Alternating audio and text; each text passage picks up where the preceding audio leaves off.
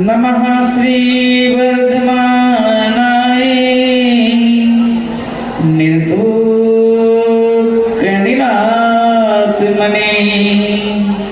सालोकनां तुलोकनां यदि विद्या दर्पणायते यदि विद्या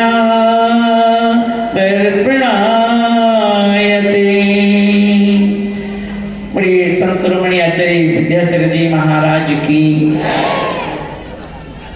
सूर्य गच्छाचार्य गुरुदेव श्री ब्रह्मसागर जी महाराज की, 24 तीर्थंकर भगवान की,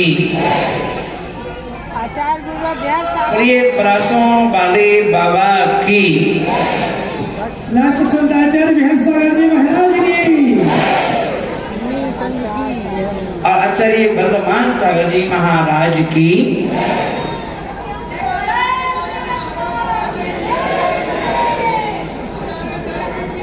देखिए हमारे सुनील भैया ने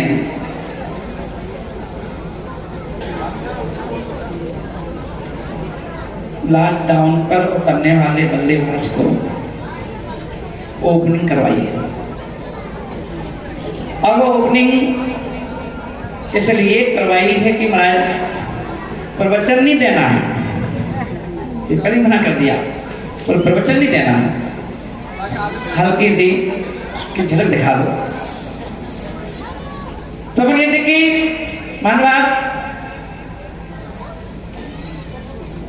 आज अपन देखें हम सब लोग यहाँ पर उपस्थित हैं और उपस्थित किस लिए हैं, तो हम देखें कि ये वो प्रसंग है कि आज 4 महीने जो बड़े कीमती हैं। बीरबल से अकबर ने पूछा कि 12 में से 4 घटाने पर कितना बचेगा, तो बीरबल ने कहा जाप नाए सबसे पूछ लो पहले, नहीं तो आप पहले मुझसे ही पूछ लोगे तो लोग कहेंगे तो हमको भी मालूम था। तो उन्होंने सबसे पूछा भाई आप लोग बताइए भाई 12 में से 4 घटाने पर कितना बचेगा। सब लोग बोले 8। 1 से पूछा, 2 से पूछा, 4 से पूछा, 10 से पूछा, सभी ने कहा कि 12 में से 4 जाएंगे तो 8 बचेंगे। लास्ट में नंबर आया बीरबल का और बीरबल से पूछा कि 12 में से 4 गए तो कितना बचेगा। बीरबल बोले हे जापना 12 में से 4 जाने पर शेष कुछ नहीं बचता, 0 बचता है, 0। सारे सभाजन हंसने लगे, बोले बताओ मैं तो बीरबल को बड़ा होशियार समझता था और ये बीरबल ने तो नाक कटवा दी। 12 में से 4 जाने पर क्या कभी 0 बचता है। अकबर तो मुस्कुरा रहे थे क्योंकि उनके मन माफिक उत्तर मिल चुका था। उन्होंने बीरबल से कहा हे बीरबल एक्सप्लेन करो कि कैसे 12 में से 4 जाने पर 0 क्यों बचेगा। उनका जापना है ये बरसात का समय जब प्रारंभ होता है, आकाश से देवतागण बारिश करते हैं और ये 4 महीने की बारिश फसलों के लिए बड़ी अच्छी होती है, तो इसलिए कृषि के लिए बहुत अच्छा है। कृषि के लिए 4 महीने, और जब बरसात होती है तो भगवान महावीर स्वामी ने कहा कि जितने भी संत महात्मा लोग हैं, ये जब बारिश होगी तो मिट्टी गीली होगी, और मिट्टी गीली होगी तो जगह जगह अंकुरित होगी जमीन, और अंकुरित होगी उनमें जीवों की उत्पत्ति हो जाएगी, और आप लोग यदि चलेंगे तो आपके पैरों से जीव हानि संभव है, संभावना बन जाती है। इसलिए 4 महीने आपको कहीं नहीं जाना है। ये 4 महीने बोले आपको एक स्थान पर रुक करके, मोदी जी की नसिया में रुककर, और क्या करना है? साधना करना है। तो इसलिए बोले क्यों?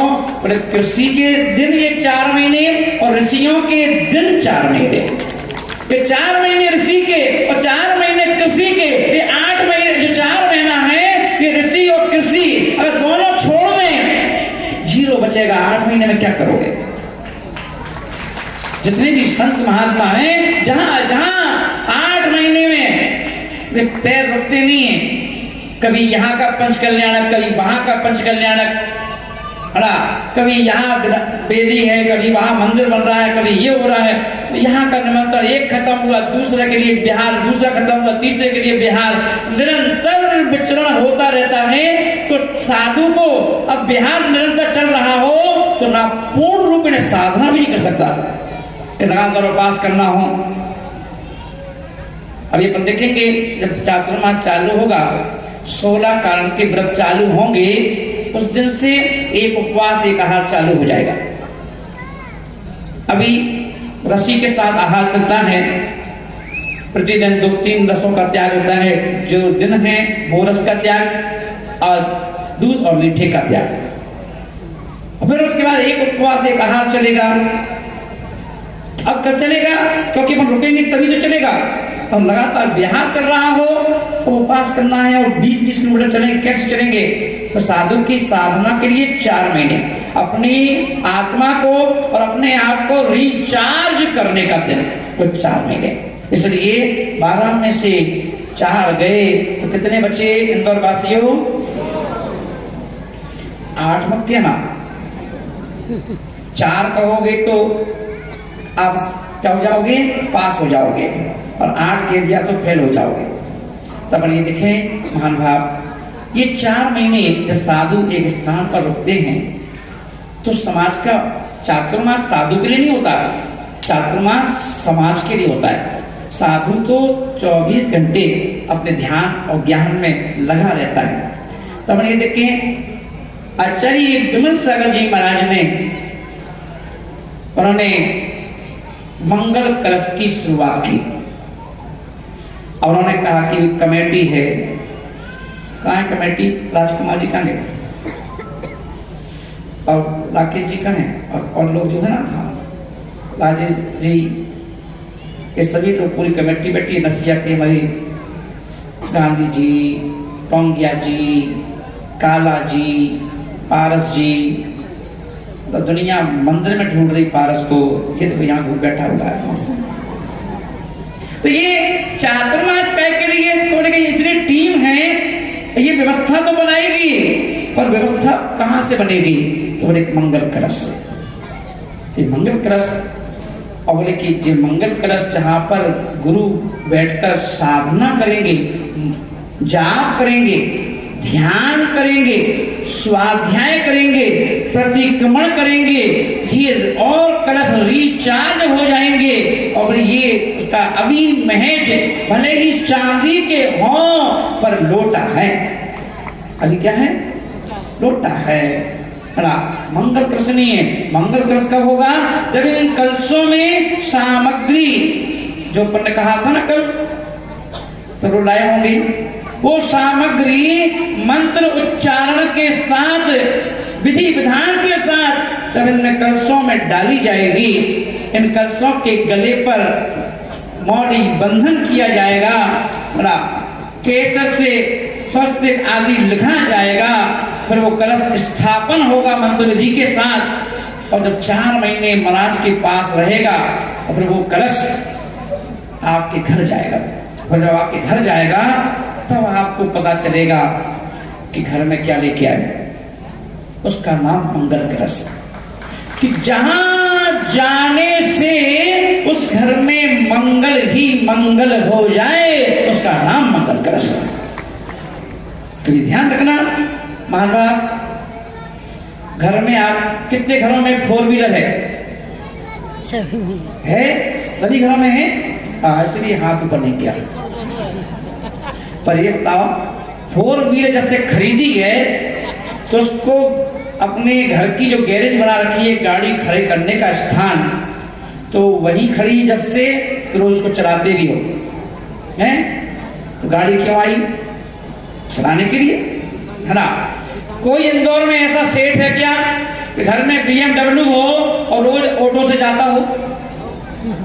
ऐसा कोई नहीं है ना, सब समझदार है ना, क्योंकि गाड़ी होती ही है सवारी करने के लिए। और अपन देखें मकान काय के लिए होता है? एक अच्छी कोठी बनवाओ 5000 गज में, 10,000 गज में, और रहो किराए के मकान में। ऐसा कोई इंदौर में है क्या? नहीं। बोले कोठी क्यों बनाई? रहने के लिए। यानी कि इससे पता चलता है दुनिया में जितनी चीजें जन्म के बाद हमको मिलती हैं वो यूज करने के लिए मिलती है। धन क्यों मिला? धन क्यों मिला? यूज करने के लिए। तो यूज, कई लोग भोजन में भी पैसा खर्च करते हैं, सब्जी लाना है तो पैसा खर्च करते हैं, है ना, मकान खरीदना है, गाड़ी खरीदना है, सबके लिए पैसा खर्च करते हैं, उस पैसे का यूज करते हैं। तो भरत चक्रवर्ती ने कहा कि ये तो अपन ने अपनी जरूरत के लिए पैसा खर्च किया, अगर भगवान ने हमको पैसा दिया है तो उस पैसे का धर्म के क्षेत्र में भी यूज करो, जिससे पुण्य से पुण्य कमाओ। जैसे व्यक्ति पैसे से पैसा कमाता है, ऐसे व्यक्ति पुण्य से पुण्य कमाता है। पुण्यानुबंध पुण्य, पुण्य से पैसा मिला और उसको अच्छे काम में लगाया, धार्मिक क्षेत्र में लगाया, तो उसे क्या कहेंगे? पुण्यानुबंधी पुण्य। पुण्य से और पुण्य बढ़ेगा, और पुण्य से पुण्य बढ़ेगा तो अगले भोग में और अच्छे से मिलेगा। तो भरत चक्रवर्ती ने क्या किया? धन बांटा। पहले तो एक विधान करवाया, समोषण विधान। जैसे एक तो सब लोग थाली द्रव्य उठाते नहीं, एक उठाएगा, और उसमें भी इतनी उठाएगा जैसे चावल में करंट हो। कोई 4 चावल उठाएगा, कोई 6 चावल। अब मैं बैठा हूं देखता रहता हूं तो कितना कंजूस आदमी है कि घर से द्रव्य नहीं लाया, मंदिर की द्रव्य है, फिर भी इसको चढ़ाने में करंट लग रहा है, क्योंकि कभी दिया नहीं अपन ने, निकाला नहीं। तो चक्रवर्ती ने क्या किया?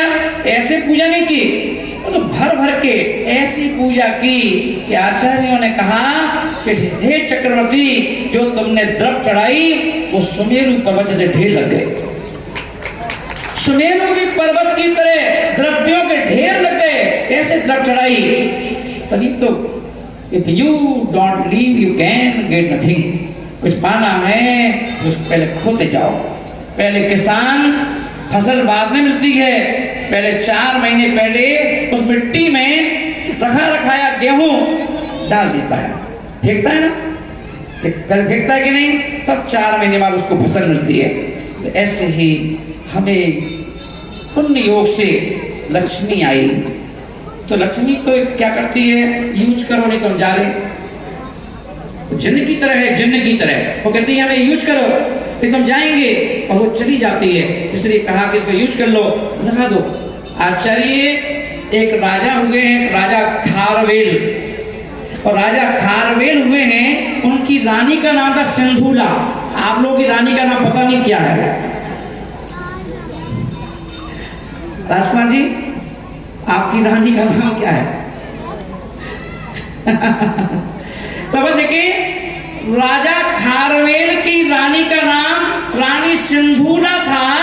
और रानी, अब रानी तो रानी, राजा किसी के बस में आता है तो रानी के बस में आता है। तो राजा राजा होता है, राजा ने देखा मेरे खजाने में बहुत सारे रतन हैं, एक खजाने में पड़े हैं, इनका क्या उपयोग है? उसने एक दिन मंत्रियों से सलाह की, जितने ये खम्भे हैं दरबार में, सारे रत्नों को उठाओ और खम्भों में जड़वा दो। ठीक है, मंत्री ने कहा जो आज्ञा, और रत्नों को निकाल करके खम्भों में जड़ना प्रारंभ कर दिया गया। ये खबर रानी सिंधुला के पास पहुंची। सिंधुला तुरंत राजा के पास पहुंची और बोले, राजन, ये आपने कौन सा आदेश दिया है? रत्नों को खम्भों पे लगवा रहे हो, इससे क्या होगा? बोले, शान बढ़ेगी। और इससे रत्नों को अगर तुमने खम्भों पे लगवा दिया, इससे शान नहीं बढ़ती, और शान बढ़ाना ही है तो चतुर्मास करवाओ। शान बढ़ाना है, धन का उपयोग करना है तो चातुर्मास करवाओ, और उसमें अपने पैसे का उपयोग करो। वो पैसा इन्वेस्ट करोगे, अगले भाव में फिर राजा बनोगे। तो उन्होंने क्या किया? आगम कहता है, राजा खारवेल ने 1,00,000 साधुओं का चतुर्मास करवाया। ये तो 3 है, कितने साधुओं करवाया? ये तो 3 में सोचना पड़े, घबरा जाए, कैसे होगा, क्या होगा, कैसे व्यवस्था बनेगी, कैसे नसिया का उद्धार होगा। हो जाएगा, हो गया, शुरू हो गया। तो हम देखें, राजा खारवेल ने रानी सिंधुला, जितनी रानी है ना यहाँ बैठी हैं अपने अपने पति की, ये सारी रानियां अपने अपने राजा को आंखों से इशारा कर देना, ले ले कलश। जब एक राजा रानी सिंधुला के कहने से 1,00,000 साधुओं का चातुर्मास करवा सकता है, तो तू इस चातुर्मास में 1,00,000 साधु तो ठीक है, 3 साधु हैं, इनकी व्यवस्था में जो कलश रखे जाएं, एक एक कलश जरूर ले लेना, तब घर पे आना। दिखाओ सारा अपनी आंख दिखलो कहाँ है तुम्हारा राजा। अला कहना, तुम पूरा चतुर्मास नहीं करवा सकते हो तो क्या करो, उस चतुर्मास में सहयोगी बन जाओ। और महानुभाव हमारे सुनील भैया एक बार की जोरदार पूछेंगे, और हमारे भोले भाले पंडित जी, मैं बहुत सारे पंडित जी से मिलता रहता हूँ, है ना, कभी डिबेट होती है, कुछ होता है। पर अगर मैं कहूँ कि इंदौर में दिल्ली छोड़ के दिल्ली यहाँ क्यों आया चातुर्मास करने के लिए, तो चातुर्मास तो एक बहाना है, हमें तो पंडित से मिलके आना है। तो पंडित जी के पास बैठना है, उनकी वाणी सुनना है। जिनवाणी, जिनके मुंह से जिनवाणी पुत्र कहो, श्रुत आराधक कहो, है ना, और उनके मुंह से जब भी बोलते हैं, दिन में जब भी टाइम मिले तो श्रुत की शब्द निकलते हैं उनके मुख से, है ना। मैंने कहा, हे बिहार सागर, इंदौर जाओ, प्रभावित तो बहुत करते हो, नेताओं में, अभिनेताओं में, सबको तुमने प्रभावित कर लिया, पर एक बार जाकर के पंडित जी से प्रभावित हो गया, उनसे ज्ञान लेके आओ, उनकी ज्ञान की बातें सुन के आओ। और पंडित जी रतन जी के समक्ष मैं चल करके आया, और सबसे पहले जब इंदौर में प्रवेश किया, सबसे पहले रतन जी के पास पहुंचा। रत्नात्रयधारी रतन के पास तो जाएगा, और कहाँ जाएगा ना। इसलिए महान भाव आज अपन देखें, अभी प्रवचन करूंगा बाद में, तो सूर्य दिया 30 समय दिया था।